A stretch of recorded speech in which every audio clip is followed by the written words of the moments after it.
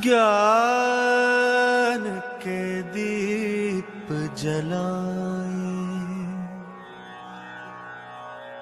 आशा की झिलमिल को रोशन बनाए,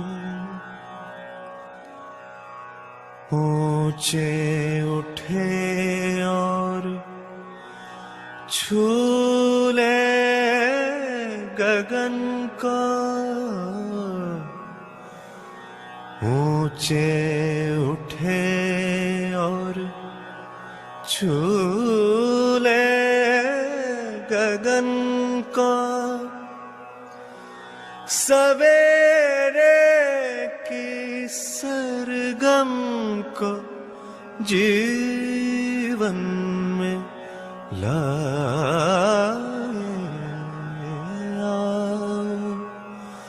ज्ञान के दीप जलाए। सुन लो दिशाएं बुलाने लगी हैं, हवाएं नए राग गाने लगी हैं। आओ बदल दे मौसम ज़मीं के, नए कल की कल कल से पल पल सजाए, आओ ज्ञान के दीप जलाए। सभी को नमस्ते। मैं वैशाली। सर्वप्रथम बाबा जी के प्रति बहुत बहुत कृतज्ञता और शत शत नमन। आदरणीय योगेश भैया जी को कोटि कोटि प्रणाम और सभी परिवारजनों को मनपूर्वक नमस्कार।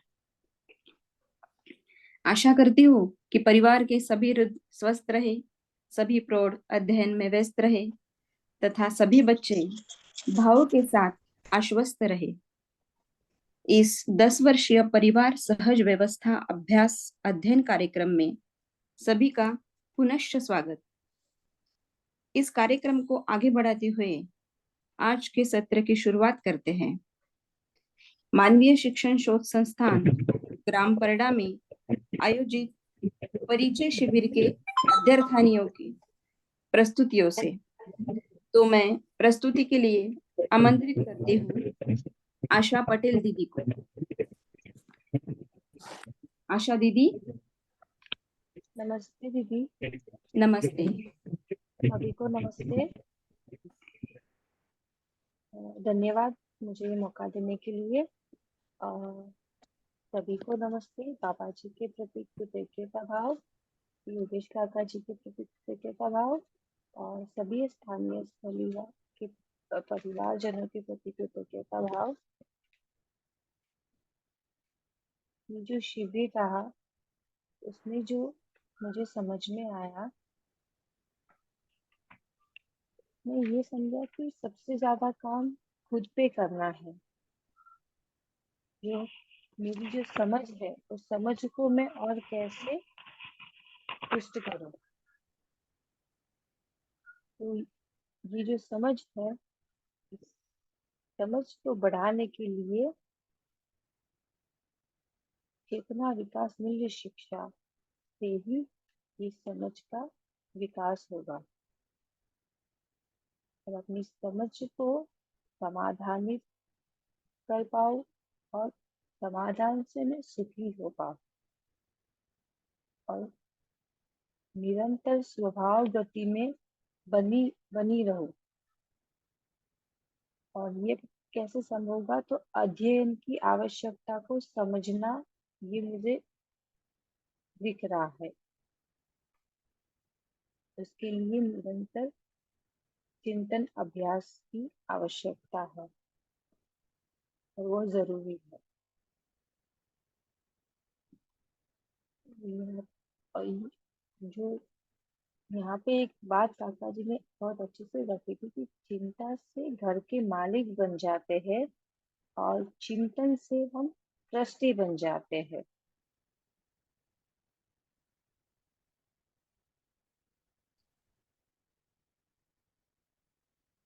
तो इस पे विचार करना हुआ कि पुनर्विचार से हम जो अवधारणाएं लेके चल रहे थे, जो मान्यताएं, तो उस पे सोच विचार करना हुआ।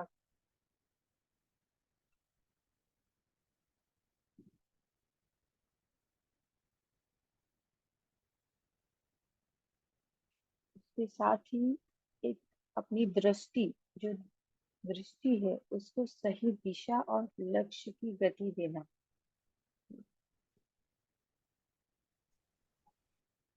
जो जीवन मूल्य है, मानव मूल्य, जीवन मूल्य,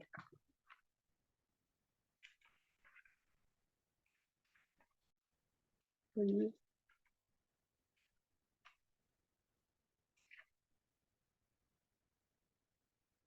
जीवन मूल्य पे जब हमें जाना है तो हमें मानव मूल्य पे काम करना अति आवश्यक है। मानव मूल्य है वीरता, वीरता, उदारता, दया, कृपा और करुणा। तो यहाँ पे जो काका जी ने हमें काफी अच्छे से बताया था कि ये जीवन मूल्य, मानव मूल्य, ये समझना है तो हमें उसकी गहराई में जाना होगा। मूल्य यानी लक्ष्य। अब मूल्य के गहराई में जाएंगे तो पता चलेगा कि भाव और लक्ष्य है विचार। मतलब जब हमारे भाव और विचार में एक एक मध्यस्थ, एक एक एक बैलेंस रहेगा, तब हम मूल्यों को समझने में अपने आप को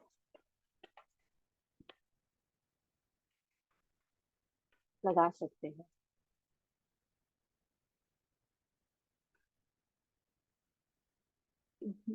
जब हमें मानव मूल्य और मानव लक्ष्य की, जब हमारे पास लक्ष्य होगा तो हम मूल्यों को सही से उसका उपयोग कर पाएंगे। तो हमारा मानव लक्ष्य है समाधान, समृद्धि, अभय, सह अस्तित्व। और मानव मूल्य जो दीता, विद्या, उदारता, दया, कृपा, करुणा है, वो इसकी अभिव्यक्ति है। न्याय, धर्म, सत्य की दृष्टि से हम संबंधों में, जो हमारे साथ संबंध है, उसमें हम कैसे धीरता, वीरता, उदारता, दया, कृपा, करुणा को लेके मानव लक्ष्य की ओर पहुंच सकते हैं।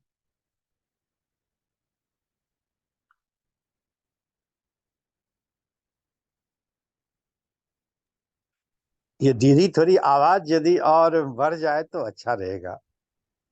हाँ जी, हाँ जी भैया। जी जी।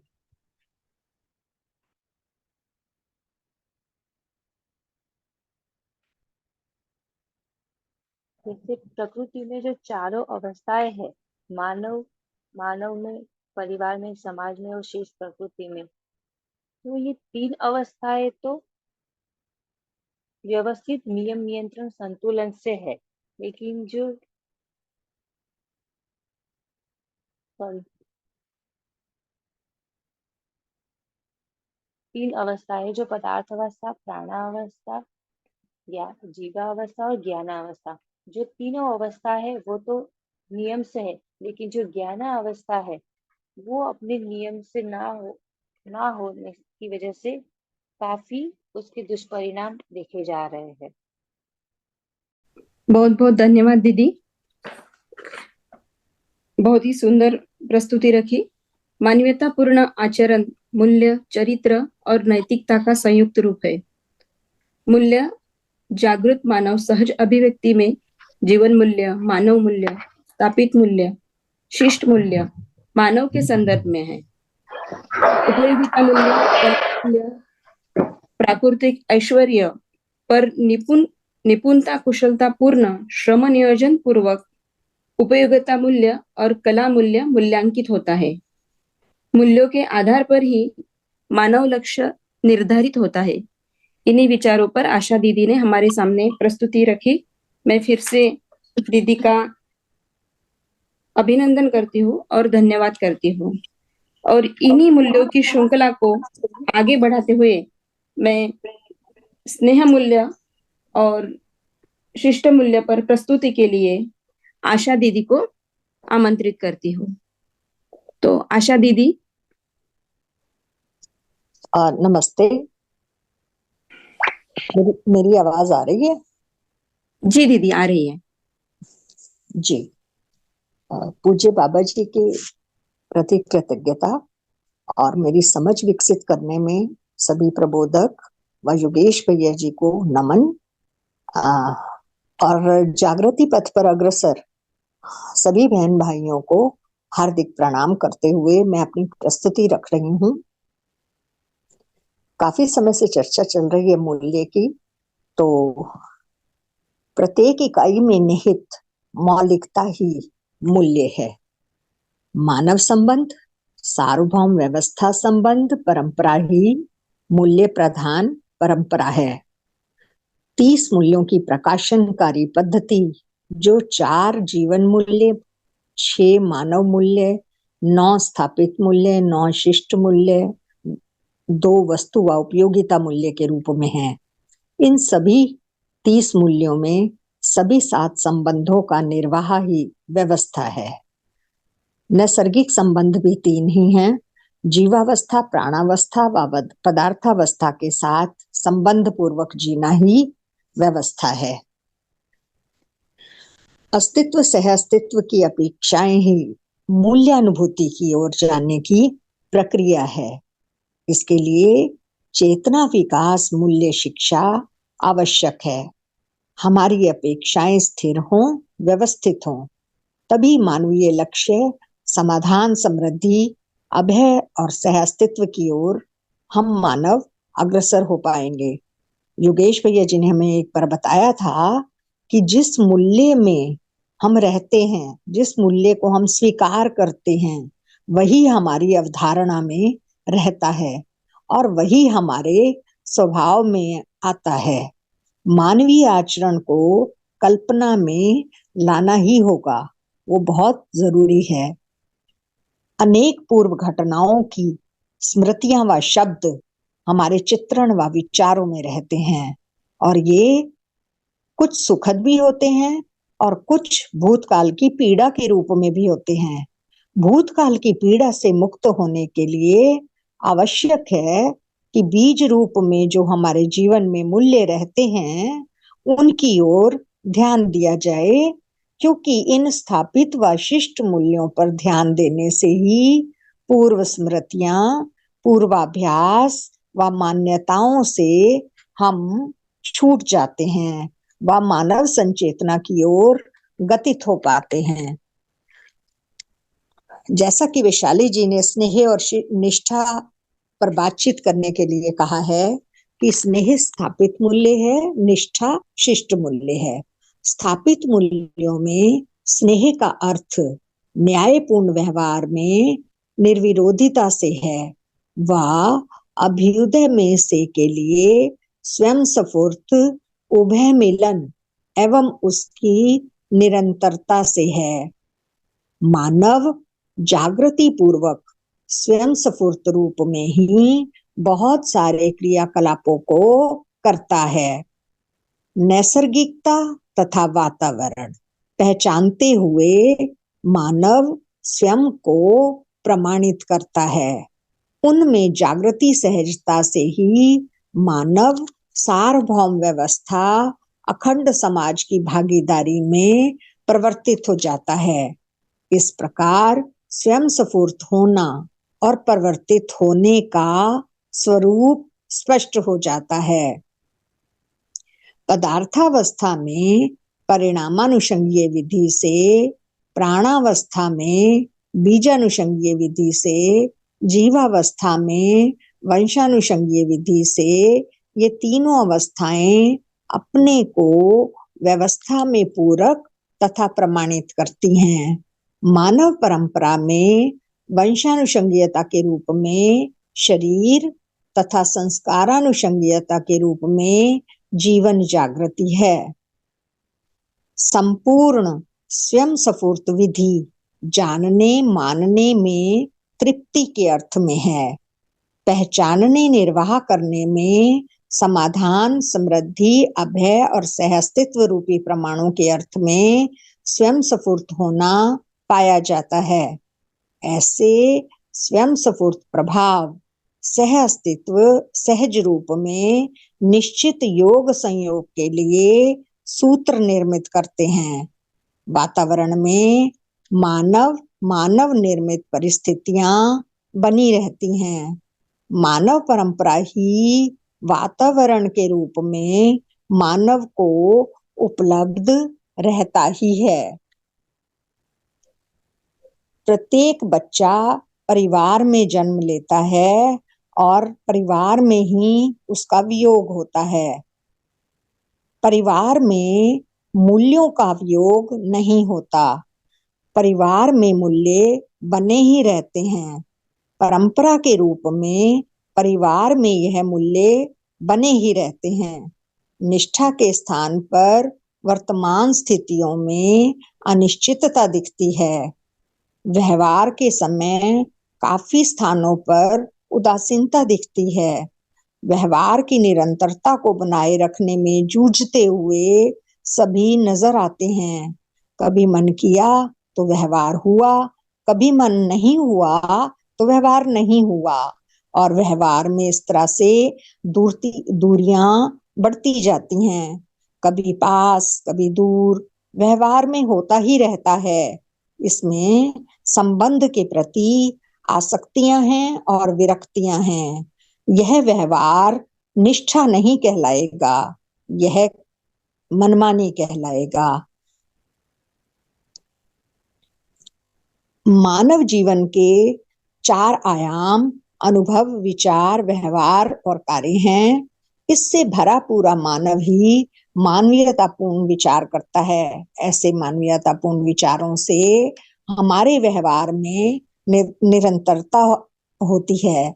यह व्यवहार मूल्य, चरित्र, नैतिकता को संजोते हुए व्यवहार की निरंतरता है। सकारात्मक विधि से स्नेह की निरंतरता एवं वैभव प्रमाणित होता है।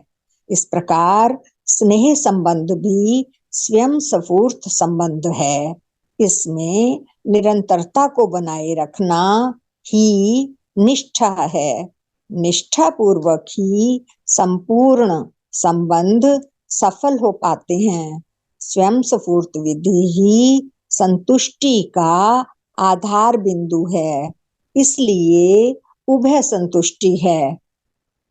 भाई या बहन का जीवन एक दूसरे के अनन्य जागृति की आशा एवं प्रयास से तथा स्नेह सहित दायित्व वहन करने से है। कर्तव्य एवं दायित्व निर्वाह की निरंतरता ही निष्ठा है। सामाजिकता का निर्वाह भी कर्तव्य एवं निष्ठा से है, जिससे अखंडता, सार्वभौमता रूप में सामाजिकता का विकास तथा अन्यथा से ह्रास है। व्यवस्था को जानने मानने के फलस्वरूप उसमें निष्ठा पहचानने व निर्वाह करने के रूप में प्रमाणित होती है। व्यापार संबंधों में व्यवस्था नहीं हो पाती, क्योंकि व्यापार लाभोन्मादी परिवर्तन है। इसके परिणाम स्वरूप अव्यवस्था होती है और उसकी पीड़ा का होना पाया जाता है। भाई बहन व मित्र संबंधों में विश्वास और उसके निर्वाह में निष्ठा, जीवन जागृति और उसकी स्वीकृति की अभिव्यक्ति है। मित्रता व निष्ठा की महिमा, संभावना और प्रयोजन सामरस्यता व समाधान के अर्थ में प्रत्येक मानव को इंगित है। इसके साथ ही मैं अपने शब्दों को विराम देना चाहूंगी। हरिहर। धन्यवाद।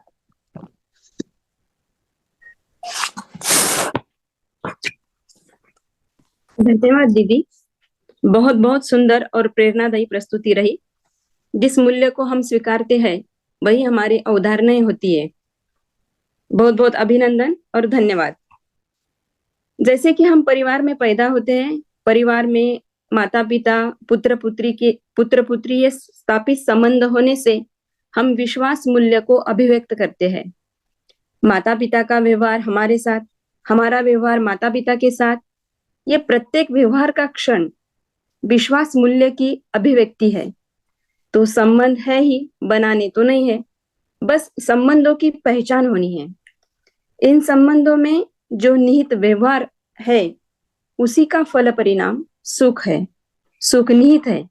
और इस सुख की निरंतरता की शिक्षा के लिए और मूल्य की श्रृंखला को आगे बढ़ाते हुए मार्गदर्शन के लिए मैं आमंत्रित करती हूँ गुरुतुल्य आदरणीय योगेश भैया जी को।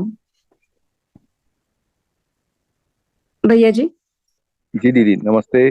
सभी को नमस्ते। नमस्ते। कल जैसा कि हम सभी ने स्थापित मूल्य और शिष्ट मूल्य की चर्चा पूरी की,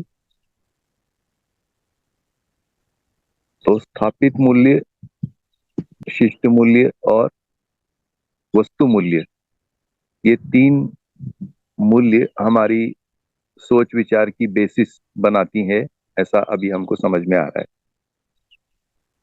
ये आधारभूत मूल्य हैं और यदि हम इन मूल्यों को समझते हैं तो हम ये स्वीकार सकते हैं कि हमें अस्तित्व में जो मानव संबंध है और प्रकृति संबंध है, इन संबंधों की पहचान हो रही है और इन सभी संबंधों में जो निहित मौलिकता है वो हम तक पहुंच रही है और हमारी कल्पना को ये एक तृप्तिदायक प्रभाव भी दे रहे। इसी को सामाजिकता भी कहा है। प्रत्येक मानव की सामाजिकता अपने संपर्क और संबंध से समझ में आती है। हम परिवार में रहते हैं और परिवार समाज से संबंधित है, ये स्थिति को सामाजिकता कहते हैं।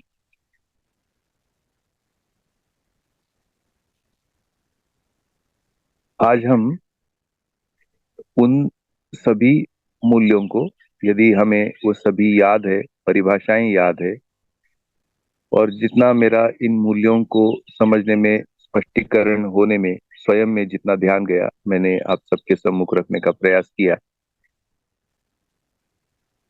और पिछले सप्ताह में आप सभी ने उसको याद भी रखा होगा और अपनी ओर से स्वयं की कल्पनाशीलता में भी इन सभी परिभाषाओं का आशय ग्रहण करने का स्वयं में भी प्रयास किया होगा, अपने अपने समूह चर्चाओं में भी इसको समझने का प्रयास किया होगा। आज हम इन सभी मूल्यों के साथ संबंधों में कैसे पहचान बनती है उसका एक अभ्यास अध्ययन बिंदु में दिया है। तो एक एक करके उसको एक बार दोहराते हैं। तो स्थापित मूल्य, शिष्ट मूल्य और वस्तु मूल्य का कनेक्ट, अंतर संबंध और उससे हमारा मानसिकता और ऐसी भावमय मानसिकता का हम लक्ष्य के रूप में, ऐसा भावमय मानसिकता हमारी हो, इस लक्ष्य के साथ हम अध्ययन को स्वीकारते हैं या अध्ययन के लिए तैयार भी होते हैं। तो जैसा स्क्रीन में आ रहा है, तो मुझे लग रहा है थोड़ा सा इसको आगे स्क्रॉल करते, उसमें जो संबंधों की चर्चा है वहां लेके आते हैं। थोड़ा सा और आगे स्क्रॉल करते, ये पॉइंट है। अब एक एक करके 7 संबंधों में इन मूल्यों को हम कैसे पहचानते। माता पिता के साथ संतान का संबंध, विश्वास निर्वाह और उसकी निरंतरता। विश्वास की परिभाषा हमें याद हो, और उसकी निरंतरता यानी माता पिता की दृष्टि संतान के साथ इस प्रकार से बनी हुई है, हमेशा निरंतर संतान के साथ सदा विश्वास का संबंध। ये महत्वपूर्ण है अभ्यास के रूप में। सदा विश्वास निर्वाह और उसकी निरंतरता, ये अभ्यास।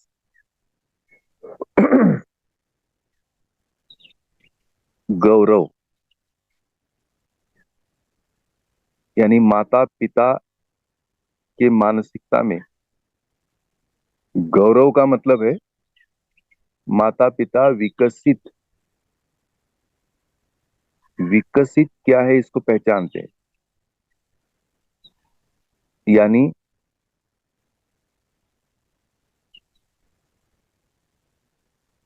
चेतना का विकास पहचानते हैं। फलस्वरूप विकसित चेतना का जो भाव है वो गौरव है। और इन सभी मुद्दों को अभी अपनी स्वयं की स्थिति से हम लगभग सभी प्रौढ़ हैं इसमें, और माता पिता के भाव को भली भांति समझते हैं। तो हम बड़े माता पिता की भूमिका में हैं, तो हमारी मानसिकता में गौरव इन मुद्दों का है। ये हम अब स्वयं की स्थिति को पहचान कर उसमें क्या क्या चीज उन भावों में दुरुस्त होना है, क्या सही होना है, और इसी का प्रभाव संतान तक पहुंचता है। यदि गौरव मिसिंग है, कृतज्ञता मिसिंग है, प्रेम मिसिंग है, तो फिर माता पिता संतान संबंध में जो क्लेश है, उन क्लेशों का सामना करना पड़ता है, ऐसा आज की समीक्षा है। तो परिवार में भावमयता बनाए रखने के अर्थ में हम सभी माता पिता या हम सभी माता पिताओं को विश्वास का अध्ययन होना आवश्यक है, गौरव का अध्ययन होना आवश्यक है। और ये तब तक होना आवश्यक है जब तक कि गुणात्मक परिवर्तन से इन भावों की निरंतरता हम माता पिताओं में ना हो जाए। तो विश्वास निर्वाह और उसकी निरंतरता, गौरव का भाव, कृतज्ञता का भाव, प्रेम का भाव, इन भावों के साथ माता पिता के व्यवहार में सरलता, सौम्यता, अनन्यता, ये शिष्ट भाव। इस प्रकार माता पिता का जो स्थापित मूल्य है और जो शिष्ट मूल्य है, इसके साथ इसकी जो भाव विधि, ऐसा शब्द प्रयोग किया है, ऐसा भाव विधि जो कि परिभाषा से हमें स्पष्ट हुआ है, सहित वस्तु सेवा, ये महत्वपूर्ण है। अब माता पिता के साथ वस्तु कहाँ से आई? तो माता पिता में वस्तु आती है श्रम से समृद्धि, यानी माता पिता के कर्तव्यों में संतान के लिए वस्तु उपलब्ध कराना और वस्तु का समर्पण होना।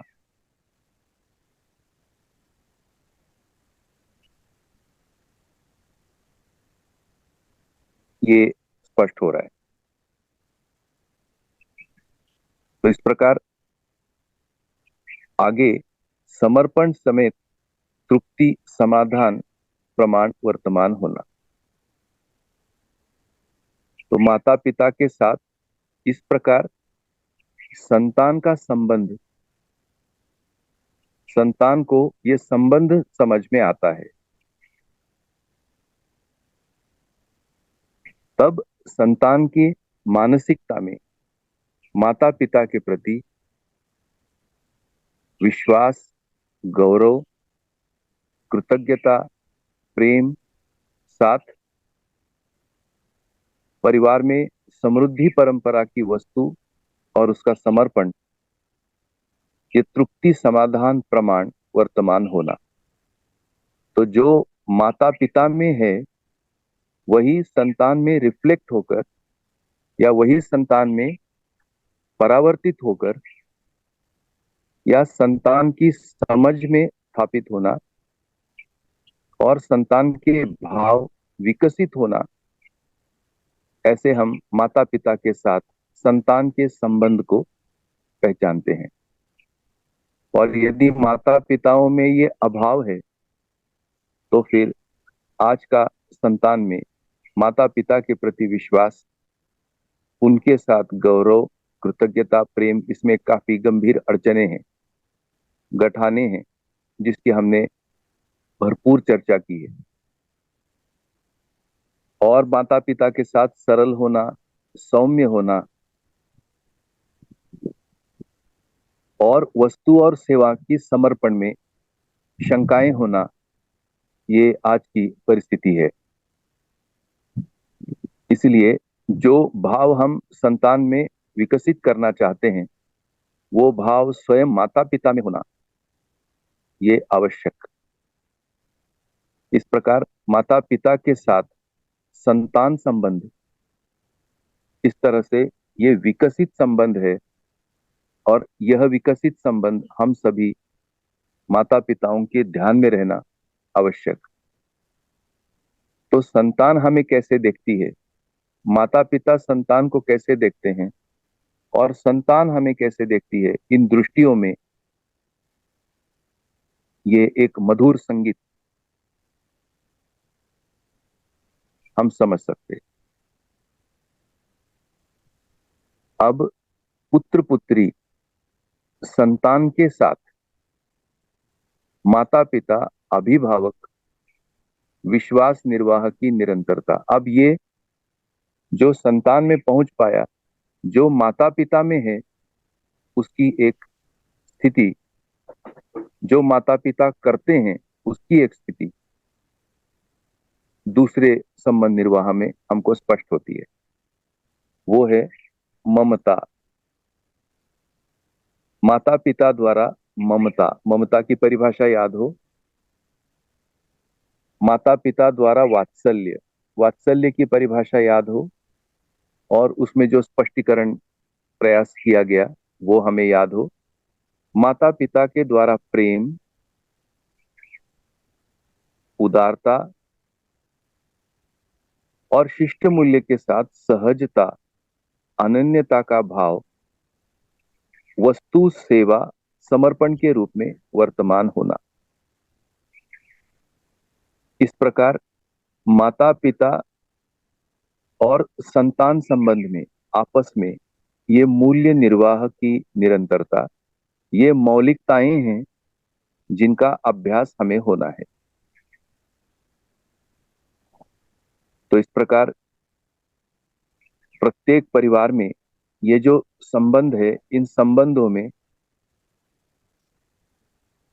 ये मौलिकताएं अब हमें अच्छे से मर्यादाओं के साथ समझ में आ रही हैं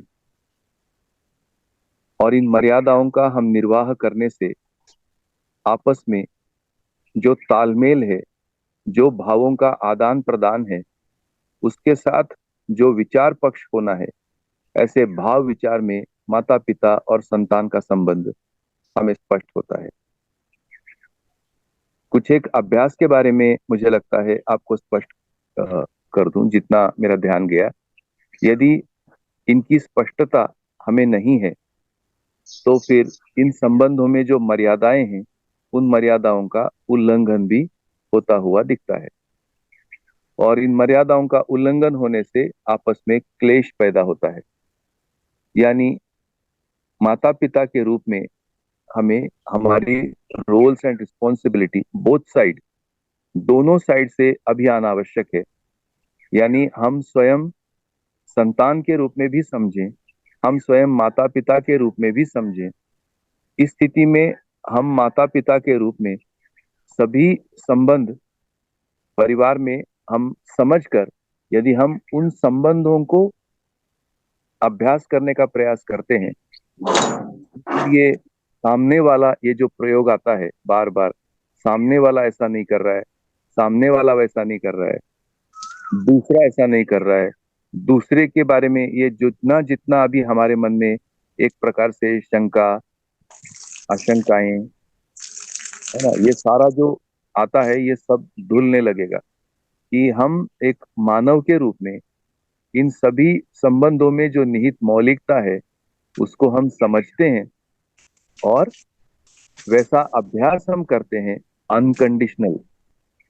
तो मूल्यों के मर्यादाओं को समझने से धीरे धीरे हमारी मानसिकता में जो कंडीशनिंग है, ये सब कंडीशनिंग निकलने लगती है, और उस तरह से हम अपने व्यवहार अभ्यास को, कर्म अभ्यास को, चिंतन अभ्यास को गति देते हैं, चालित करते हैं, और ऐसा भावमयता हमारे परिवार में हो, उसके लिए हम कार्यक्रम तैयार करते हैं। स्वाभाविक है, बिना कार्यक्रम के ये कुछ दिखाई नहीं देगा। कार्यक्रम दो ही हैं, एक कार्यक्रम जिसे हम शिक्षा कह रहे हैं, चेतना विकास मूल्य शिक्षा, और दूसरा कार्यक्रम है परिवार मूलक स्वराज्य व्यवस्था। तो इन दो कार्यक्रमों में हम अपने आप को अलाइन करते हैं, अपने आप को सिद्ध करते हैं, तैयार करते हैं। उस स्थिति में ही देखने को मिलेगा, ये भी बात है। यदि ऐसा कोई कार्यक्रम हमारी जिंदगी में नहीं है, तो फिर जो संवेदना से सुखी होने वाला कार्यक्रम है, उसके साथ अगर हम इन शब्दावलियों को जोड़ेंगे तो मुझको लगता है कि हमको शायद ही कुछ समझ में आएगा। तो माता पिता संतान और संतान माता पिता, पानी काहे गिर रहा है यहाँ? ये संबंध अब हमको अच्छे से बहुत देर से स्पष्ट होने की गुरुए से संभावना है। जिनका भी माइक ओपन हो, प्लीज बंद कर सकते हो। अब हम भाई बहन, कोमल शर्मा का माइक शुरू है, प्लीज बंद करें। भाई बहन संबंध में निरंतरता।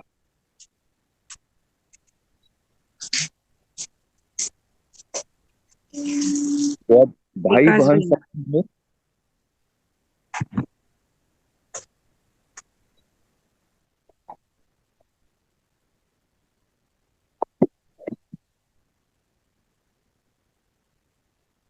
we have lost the screen. Okay.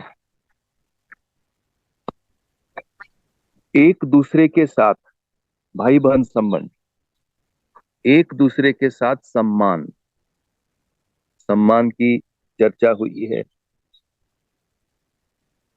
सम्मान की परिभाषा हमें याद हो: गौरव, कृतज्ञता, प्रेम, सौहार्द्रता, सरलता, सौजन्यता, अनन्यता, भावपूर्वक वस्तु सेवा समर्पण के रूप में है। तो अब तीन मुद्दे आ रहे, भाव भी है, वस्तु भी है, और सेवा भी है। तो इसका मतलब है कि हमारी जो क्षमताएं हैं, हमारी क्षमता अब मानव के रूप में, हम परिवार मानव के रूप में, हमारी क्षमता भावों का विकास,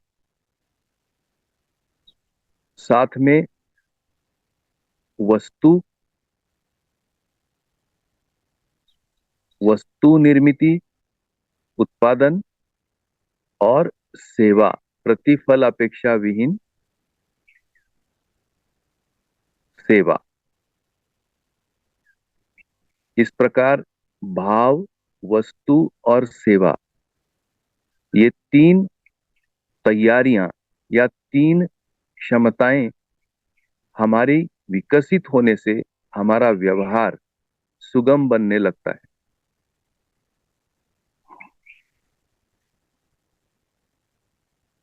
मुझे लगता है कि अब हम सभी को ये मुद्दे अच्छे से स्पष्ट हो रहे होंगे। तो भाई बहन संबंध में विश्वास निर्वाह की निरंतरता, सम्मान, फिर से एक बार दोहरा देते हैं। सम्मान का मतलब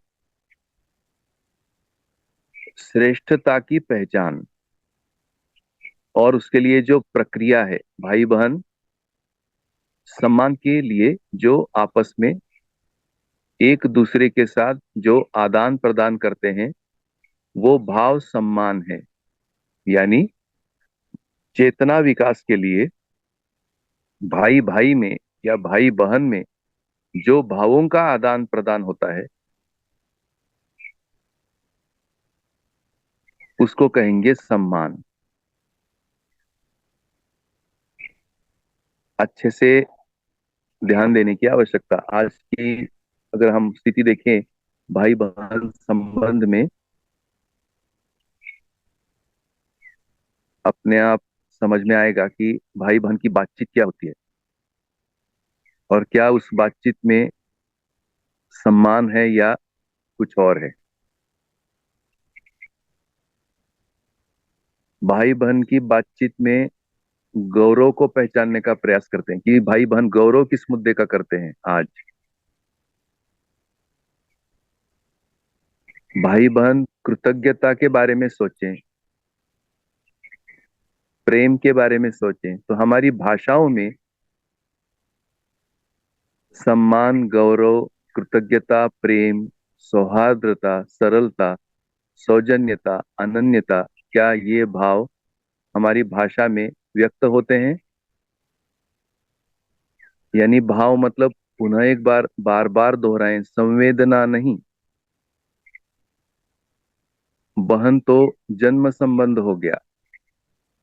जन्म संबंध मतलब वंशानुषंगीय। वंशानुषंगीय मानसिकता से इसमें से कुछ भी नहीं समझ में आता। संस्कार अनुषंगीय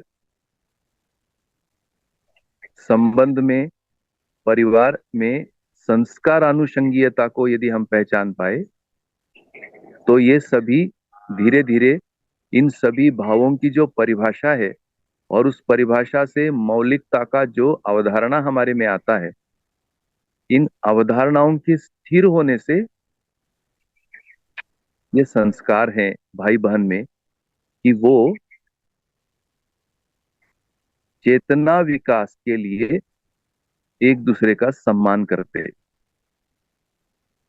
और ऐसे विकसित चेतनाओं को पहचान कर एक दूसरे के भाव के आदान प्रदान में गौरव भरते हैं, जिनसे चेतना विकास में हमें सहायता हुई है, ऐसों के प्रति कृतज्ञता व्यक्त करते हैं और आपस में अनन्यता को प्रकट करते हैं। वो प्रेम फलस्वरूप एक दूसरे के हृदय को पहचानना, सम्मान होना मतलब हृदय को पहचानना, ये सौहार्द्रता। ग्रंथि रहित अंगार होते हैं भाई बहन के बीच में, वो सरलता। एक दूसरे का सहयोग करते हैं, वो सौजन्यता। और लक्ष्य प्राप्ति तक अनन्य रहना, लक्ष्य प्राप्ति के बाद अनन्यता की निरंतरता का अनुमान होना, कितना सुखद सुंदर ये भाई बहन संबंध है। आज भाई बहन का संबंध कैसा है, इसकी समीक्षा हम अपने में ही कर लें। क्या क्या उसमें भर गया है, भावों में भाव है क्या भाव है, या ऐसा होना है, या ये भी सोच ले ये होना है या कुछ और होना है।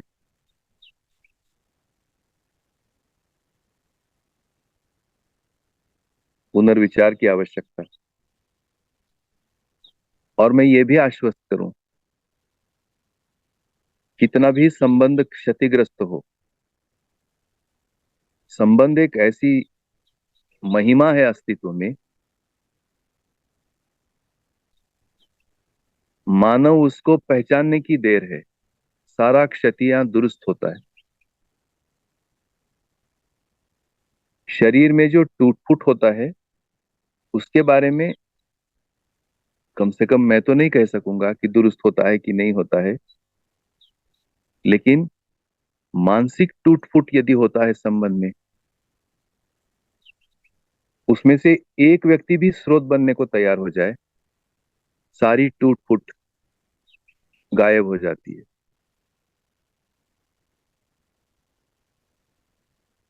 और जो टूट फूट हमने भ्रम की स्थिति में की, उसके बारे में हमको थोड़ा सा लगता है ऐसा मुझे नहीं करना चाहिए था। ये पुनर्विचार होकर और पुनः हम ससम्मुख, एक ऐसे भाषा है, संबंध के सम्मुख रहते हैं, विमुख नहीं होते,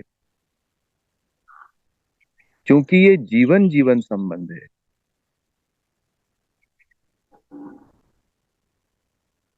इसलिए मुझे लगता है कि हम आप सभी को नकारात्मकता की गर्त में आवेशों से ग्रसित होकर अपने मेधस्तंत्र सहित सभी चीजों में जो बिगाड़ कर लिए, वो एक निराशा का गर्त है जिसको मनोरोग कहते। ऐसे मनोरोग का आज काफी काफी मात्रा बढ़ गया है। प्रत्येक व्यक्ति को देखें, कुछ ना कुछ तो मानसिक बीमारी लिया हुआ है। आज इसकी दवा उपलब्ध नहीं है। अब इन संबंधों को गहराई से यदि हम समझने का प्रयास करते हैं, तब हमको समझ में आता है कि किसी व्यक्ति का मानसिक बीमारी, बहुत जटिल मुद्दा छोड़ देते हैं, जो कोई ब्रेन में किसी प्रकार की कोई इम्बैलेंस है, वो एक अलग मुद्दा है। परंतु एक व्यक्ति जो नॉर्मल पैदा हो गया और धीरे धीरे अपनी नॉर्मलसी को संबंधों में भाव के कमी के कारण चिड़चिड़ापन सहित तमाम प्रकार की आशंकाएं, चिंताएं, भय, ये व्याप्त होने से एक अच्छा नॉर्मल व्यक्ति जो पैदा हुआ 40, 45, 50 की आयु में, उसकी शुष्कता देखते ही बनती है। एक रेगिस्तान होते जा रहा है प्रत्येक व्यक्ति। अब इस रेगिस्तान को कैसे हम पुनः हरा भरा कर सकते?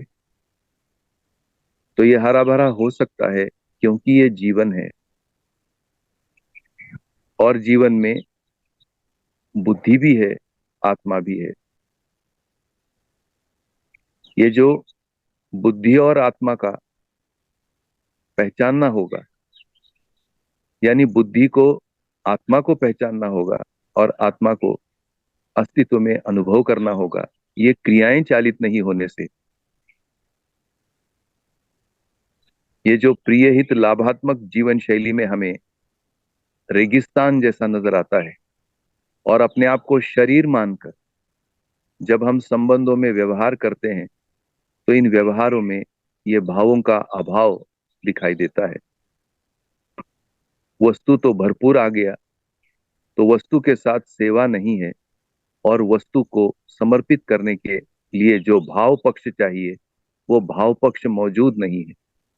इसलिए परिवार में केवल वस्तुएं दिखती हैं, उसके साथ जो भाव और सेवा जो एक मानव ही कर सकता है। वस्तु अपने आप में सेवा नहीं कर सकती, ना ही उसका सेवा पहुंच सकता है। रोबोट नाम से एक वस्तु का भी आ गया प्रचलन।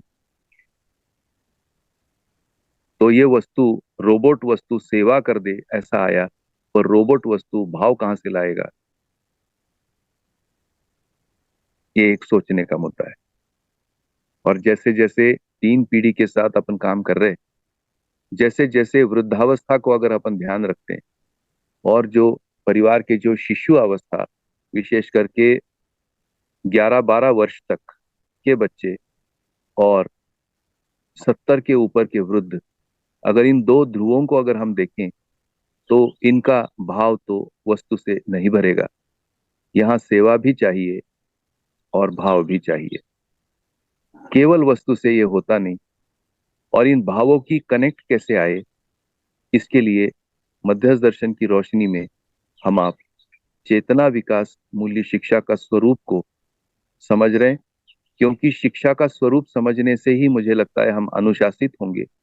हमें समझ में आएगा कि ये भावों का आदान प्रदान कैसे होता है, उसकी प्रक्रिया क्या है, ये कैसे हमको समझ में आता है। इसलिए हम शिक्षा विधि से समझने की कोशिश कर रहे हैं। अनावश्यक अपेक्षाओं की तनातनी परिवार में करना और ऊपर से ये सब भावों को सुनना और ये तनातनी होना, इसका कोई मेल दिखता नहीं।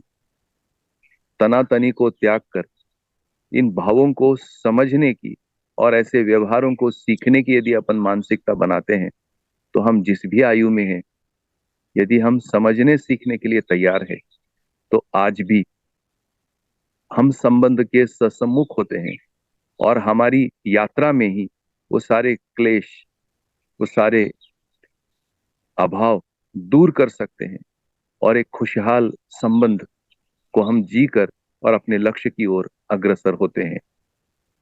ऐसा एक विश्वास मुझको लगता है।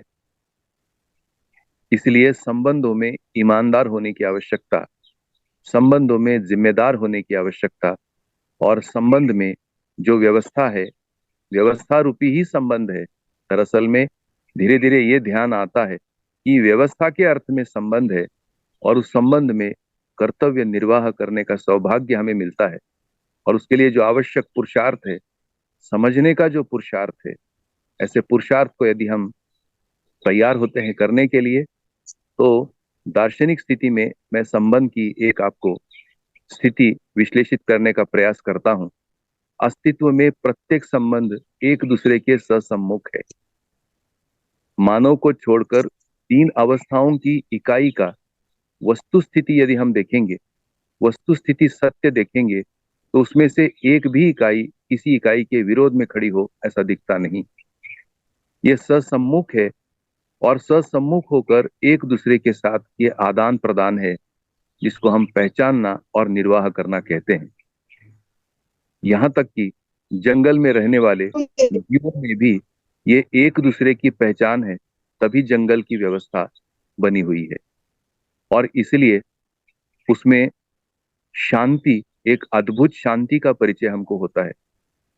कोई व्यक्ति कभी जंगल सफारी में गए हों तो गाड़ी की आवाज भी वहां रिस्ट्रिक्ट की जाती है, आपस में बोलने के लिए भी रिस्ट्रिक्ट किया जाता है। इतनी अद्भुत शांति का परिचय। और अगर हम जंगल की जो रहने वाले पशुओं को अगर स्वभाव देखें, तो उसका जो डरावना आवाज है, शेर जैसा दहाड़ता है, हम स्वयं डर जाते हैं। तो ऐसे हिंस्र पशु भी रहते हैं और शाकाहारी पशु भी रहते हैं। कितने प्रकार की चिड़ियों की आवाज, कल जो लाई आवाज को यदि हम समझने की कोशिश। अलका दीदी, आप अपना माइक म्यूट करें प्लीज।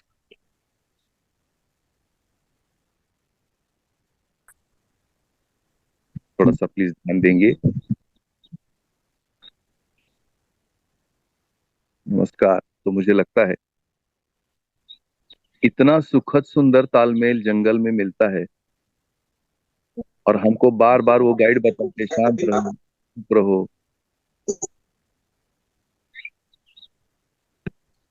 इसका क्या मतलब हो गया कि सभी इकाइयां ससम्मुख हैं, ससम्मुख होते हुए अपने अपने स्वभाव और धर्म के साथ हैं और उन मर्यादाओं का पालन करते हैं। इसलिए जंगल की व्यवस्था आज के मानव के भीषण अत्याचार के बावजूद भी टिकी हुई है।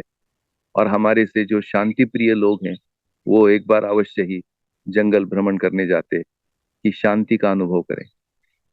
और एक मानव है कि उसकी आवाजों का तो क्या कहें, और ये सभी आवाज सविरोधी हो रही है। परिवार में एक दूसरे के विपरीत खड़े हैं। चेहरा देखने से कुछ होता नहीं, भाव कितने सम्मुख है ये हमको सबको समझने की आवश्यकता। तो अस्तित्व में सभी संबंध एक दूसरे से सम्मुख हैं, ये नियम है। और हम यदि एक दूसरे के सम्मुख ना होकर इन नियम को विरोध करके अपनी अपनी मनमानी से विरोध करते हैं, अर्थात संग्रह सुविधा में ही एक दूसरे को देखते हैं, ये सविरोधी चित्र हो गया। और ऐसे ससम्मुख भावों के साथ वस्तु और सेवा के साथ यही ससम्मुखता है। इसका यदि हम विरोध करेंगे तो नियम का विरोध होगा, नियम का विरोध होगा तो हमें दुख होगा। तो जो संबंध में मौलिक नियम है इसको कोई भी तोड़ नहीं सकता, इसके विरोध हो ही नहीं सकते। जो हो सकता है वो ससम्मुखता है, जो हो सकता है वो ससम्मुख होकर पूरक होना बनता है, और पूरक होना बनकर एक दूसरे को समझना ही बनता है और रास्ता नहीं। अब प्रश्न है दोनों में से कौन समझने को तैयार है? ये तो निर्णय हमको करना होगा। ये स्वाभाविक है कि दोनों ही समझदार होना होगा, क्योंकि दोनों जीवन है, दोनों जीवन और शरीर का संयुक्त साकार स्वरूप है। दोनों समझ सकते हैं, इसलिए दोनों को समझना होगा। लेकिन अब स्थिति ऐसे तो नहीं है कि दोनों समझें। तब उसमें आया कम से कम एक तो समझ ही सकता है, और शायद उन एक में से आज जो लगातार इन गोष्ठियों में उपस्थित हैं वो हम आप लोग हैं जो एक एक करके हैं। यदि हम एक व्यक्ति समझकर स्रोत बनते हैं तो शायद है कि हम अन्य संबंधी जो किसी कारणवश विमुख हुआ है वो सत्सम्मुख होगा, वो है ही। कुछ बाधाएं हैं, जो बाधा हमसे पहुंच रही है वो हमारे कंट्रोल में है, उसको हम दूर करते हैं और प्रयास करते हैं कि ये सत्सम्मुखता हमारी ओर से जिंदगी भर अंतिम सांस तक ये सत्सम्मुखता बनी रहे।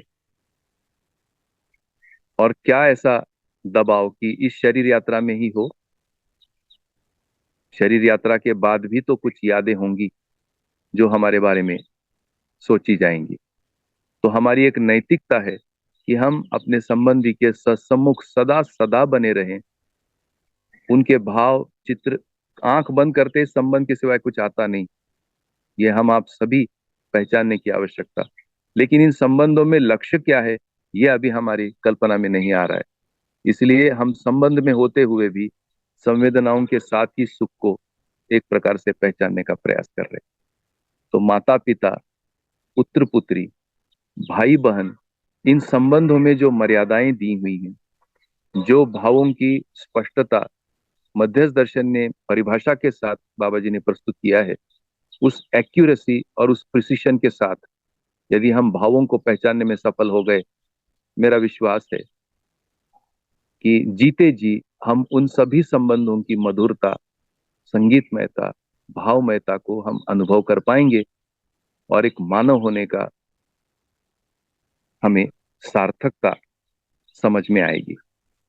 पुनः दोहरा दूं, ये सभी निश्चित साधना है। इस निश्चित साधना में निश्चित लक्ष्य है। जो लक्ष्य आज हमने अपना लिया है उस लक्ष्य से इसमें से कुछ भी नहीं होगा, है कि नहीं? और पहले से ही हमारी अपेक्षाएं हैं, और उनमें ये भाव और ये सब पहुंचने से हो सकता है हमारी अपेक्षा थोड़ी बढ़ भी जाए, या थोड़ा हमारा अपेक्षाओं में कुछ हलचल हो, पर अपेक्षाओं के हलचल से कुछ होगा नहीं, उनकी मौलिकताओं को समझने से ही कुछ होगा। इस प्रकार अभी हमने 3 संबंधों की चर्चा की। हम आगे सोमवार में जो शेष संबंध है, उन शेष संबंधों में मर्यादाओं का कैसे हम पालन कर सकते हैं, कैसे हमारे भावों को हम व्यवस्थित कर सकते हैं, व्यवस्था के अर्थ में कैसे व्यवस्थित हो सकते हैं, इसकी चर्चा करेंगे। आशा है आज का ये प्रस्तुति आपको भा गया होगा और टचिंग ऑन आवर लाइफ, ऐसा मुझे लगता है। और यदि इन मर्यादाओं में आपको परिभाषाओं को पढ़ते पढ़ते यदि कोई प्रश्न बन रहे हो तो हम उसको आगे सोमवार को चर्चा करेंगे। कुछ प्रश्न भी यहाँ पर और आए हैं अवधारणा आदि से संबंधित। मुझको लगता है एक बार मूल्यों की चर्चा पूरी हो जाए, फिर जो अंतिम सत्र में करूंगा उसमें मैं आपके प्रश्नों का उत्तर देने का प्रयास करूंगा। फिलहाल मूल्यों की चर्चा जारी है और आगे सप्ताह हम उसको पूरा करने की संभावना के साथ। नमस्कार और धन्यवाद। आज के दिन की मंगल कामनाएं। बहुत बहुत धन्यवाद भैया। स्थापित मूल्य, शिष्ट मूल्य, मानवीय मूल्य और उनका अंतर संबंध क्या है, 7 संबंध में हम मूल्यों को कैसे पहचानते हैं, संबंधों में मूल्यों की क्या मौलिकता है, इन्हीं सब सवालों के जवाब आज मार्गदर्शन के रूप में हमें मिले। परिवार में संबंधों में जो टूट फूट होती है, उनमें यदि एक जन भी स्रोत बन जाए तो संबंध में एक दूसरे की सम्मुखता होगी भाव के साथ, और वही शिक्षा का स्वरूप होगा। बहुत बहुत धन्यवाद भैया। धन्यवाद भैया जी। नमस्ते सभी को। बहुत सुंदर।